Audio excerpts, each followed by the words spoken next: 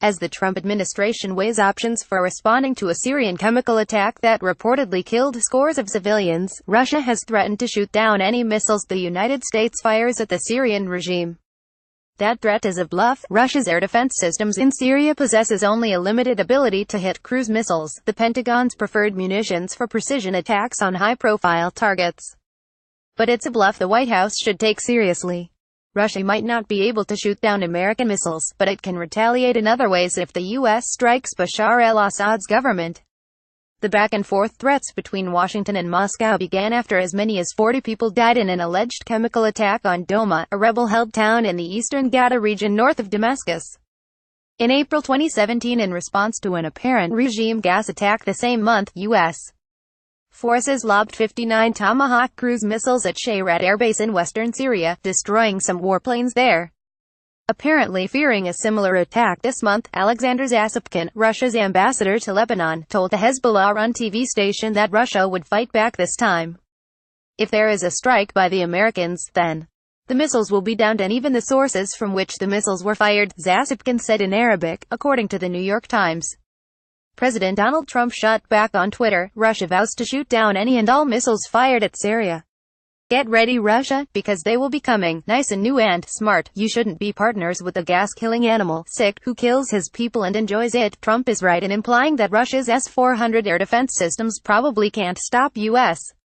Moscow deployed 2 S-400 batteries, one at a Memem air base where Russian warplanes are stationed and another near the port city of Latakia, where Russian ships frequently visit. Cruise missiles can hide in the ground clutter that affects radars when they try to see very low. The S-400 is roughly equivalent to the U.S. military's own Patriot air defense system and, in theory, can target aircraft and missiles as far as 250 miles away. In practice, the S-400 will have significant engagement range limitations in real combat conditions, Ted Postel, a missile expert at the Massachusetts Institute of Technology, told the Daily Beast.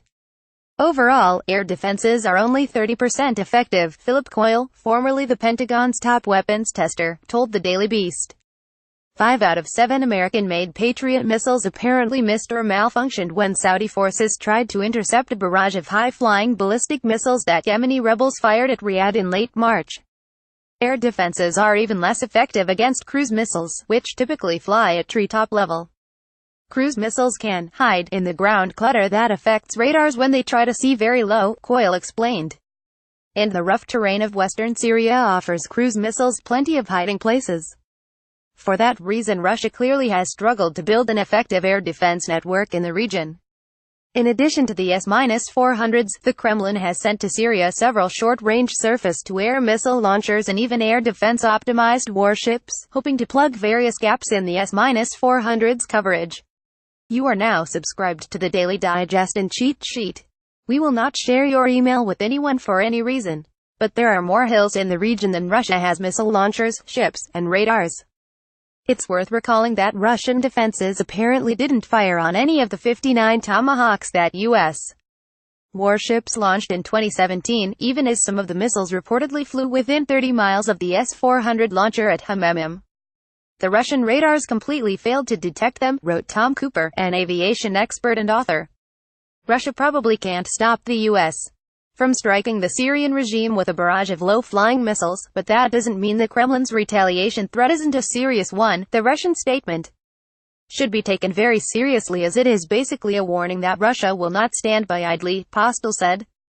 It is in effect a political statement that indicates the Russians will try to find some way to respond to an American attack on Syrian forces. Zasypkin, the Russian ambassador, specifically mentioned launch sources as possible targets of Russian retaliation. The U.S. tends to launch Tomahawks from submarines and warships, although there are air-launched models, as well. It's worth noting that Russian forces have a habit of staging mock attacks on American naval vessels and flying dangerously close to U.S. warplanes. In April 2016, Russian Su-24 attack planes repeatedly buzzed the destroyer USS Donald Cook while the vessel sailed in international waters in the Black Sea. Pentagon spokesman called the Russians' actions provocative and unprofessional. The American rebuke didn't stop Russian jets from tailing U.S. bombers at least twice in 2017. The Kremlin might not be able to reliably shoot down cruise missiles, but it is perfectly capable of menacing the ships and planes that launch those missiles.